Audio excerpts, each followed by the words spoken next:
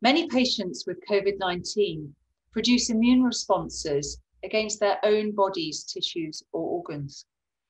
My name is Professor Alex Richter. I'm a professor of clinical immunology at the University of Birmingham. And we've been running a research study looking at the development of these immune responses in patients with COVID-19. So we've looked at 4 groups of patients. We've looked at patients who are really unwell with COVID on the intensive care unit. We've then also looked at patients following recovery from the intensive care unit 3 or 4 months later, and also patients who've had milder disease. So they've had COVID-19 in the community and haven't needed to come to hospital. And then to compare these COVID patients, we've also looked at other patients from intensive care that have been there for another reason, like another infection or a severe operation. And what we found is that patients in all of the COVID groups have a high number of what we call autoantibodies. So antibodies are important parts of the immune system generated to clear infection.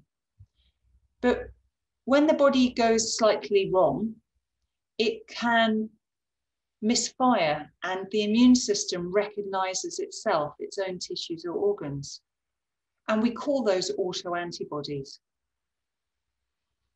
So what we found is that patients who are really unwell with COVID have much higher numbers of autoantibodies than those with milder disease. And what we found as well is that these antibodies don't just happen at the time of the acute infection, that they're long lasting. So we are finding these autoantibodies 3 to 6 months after the infection. When we looked at the ITU patients who didn't have COVID, we found that a number of them did have autoantibodies, but at a much lower rate than the patients who are on intensive care with COVID-19. So that suggests that acute illness is able in some way to generate an immune response where the body attacks itself. But this seems to be a much bigger problem with COVID-19. So why did we look to do this study in the first place? What we found is a number of unexplained symptoms in COVID-19, both when patients are really unwell and in the community. So we found a number of patients that may have problems with their heart or severe fatigue or severe muscle problems. And we see these symptoms in patients with known autoimmune diseases. So what we decided to do was to look and use the tests that we usually use in a clinical setting to detect patients with these autoimmune heart or muscle problems or skin problems, and undertake these tests in the COVID patients.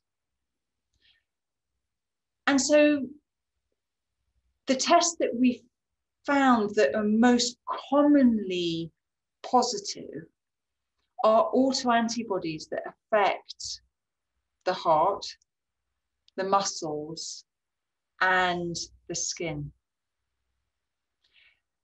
And these fit with what we are finding in COVID-19 patients in convalescence. So this doesn't necessarily mean that these antibodies are causing disease. But we have a really, really interesting observation here. And what we now need to do is we need to look at patients over a period of time who develop symptoms either during acute COVID or in recovery from COVID. And we need to see whether these autoantibodies are directly associated with the clinical symptoms that these patients are suffering from. And if we can make that clinical link between the antibodies and the patient's symptoms, we can then start to screen patients for these autoantibodies.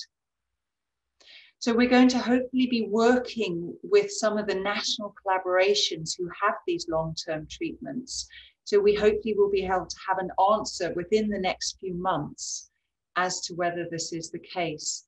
And this then offers the exciting possibility that we may be able to intervene with treatments going forward.